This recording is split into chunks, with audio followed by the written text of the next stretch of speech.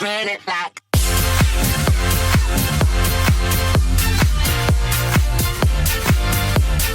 Hello everyone! Welcome to Adventure Gaming HQ. Today, I'm going to show you guys how to create a redstone working lucky block in Minecraft Pocket Edition. If you don't know what a lucky block is in Minecraft, it's basically a block that looks just like this, and when you break it, so either something good or something bad falls out of it, or it could be something that's completely useless. It's 100% random. Now, these are the three things that I would recommend you to make your lucky block look like, and I'll explain more about them over here, but first of all, let's take a look at what these lucky blocks do. So when we break this lucky block, something completely random will appear. So when we break it this time, it looks like we get a diamond. What is that? Now let's learn how to build it. But right after I'm going to show you how to build it, I'm going to show you all the different things you can do with it, and you're going to be surprised with the different things you can do. Now keep in mind, when you build these things, you can actually make them so they're completely random, rather than just having one item spill out, and I'll show you how to right now. So first of all, what you want to do is you want to go find where you want to have your lucky block, and place it. Then you're going to go right under it, and you're going to break 2 blocks like this, and then you're going to break 1, 2, just like that, so it's 3 blocks deep right here, and then we're gonna break this block so it's 2 blocks underneath here, and 3 blocks right here. Now, when we're standing down here, we're gonna take an observer and place it right there, and then we're gonna take a dispenser, go up here, and place it like this, so it's facing upwards like that. Also, make sure that when you're placing your observer, that this part should be facing upwards. Now, when you break this sponge, it'll activate the observer, which will activate the dispenser and dispense something. Now, what you want to do is you want to fill up your dispenser with a bunch of random items, or you can just have one item if you want to force it to be one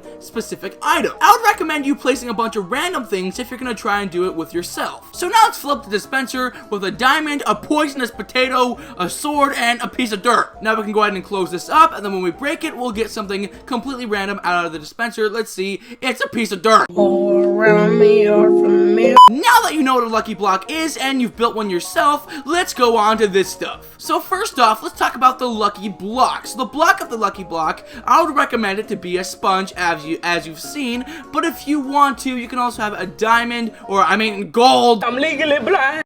The reason why I don't pick gold is that not only when you break the gold block, you'll always be getting something really good, which is the gold block, but also, it's really hard to break this thing. You need like a diamond pickaxe. So I would just recommend the sponge because it's easier to break, and it has no value whatsoever. Your faces. Now, if you want to take this up to the next level, you can build something that looks like this. Now, if you want to learn how to build this thing, there will be a link in the description showing you how to do that. Now, this thing, when you break it, you'll get more than you bargained for, which is why I would not build this thing either, because when you break it, you can see here, you get a bunch of stuff rather than just one item.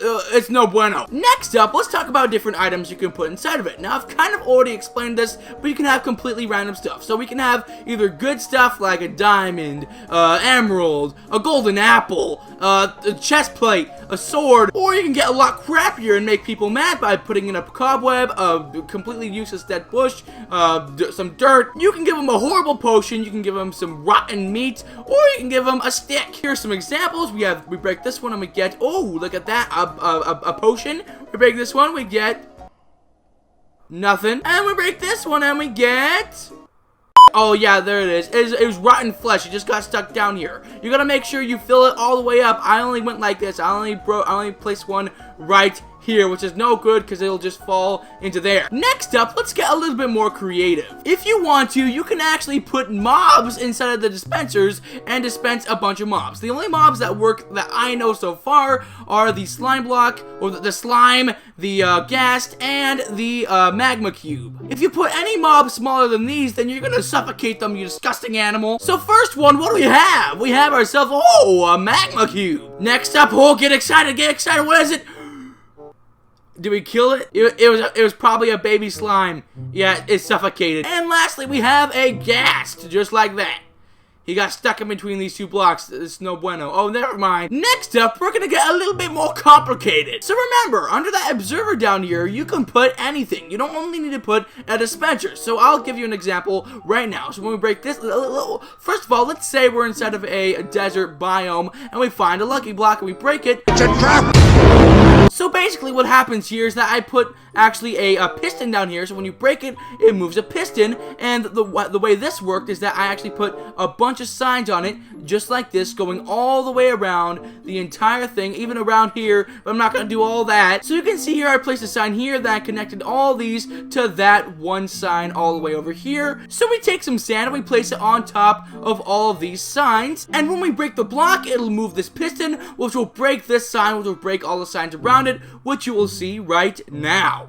Moving right along, let's talk about big jackpot prizes. Every once in a while, when you place these lucky blocks, you can actually do this. You can place, instead of just the regular stuff, you can just place a chest and then put over it a sponge just like this, and when they break it, they'll find a chest and it will have a bunch of random stuff inside. So in this one, I have here a full set of diamond armor, and this one we have some potions, and in this one, we have crap. For the last one, let's get explosive. So just as I said before, you can put anything you want under the observer, and this time I place some TNT. So when I break this sponge, you can see here, it activates the TNT right down here, as you'll see.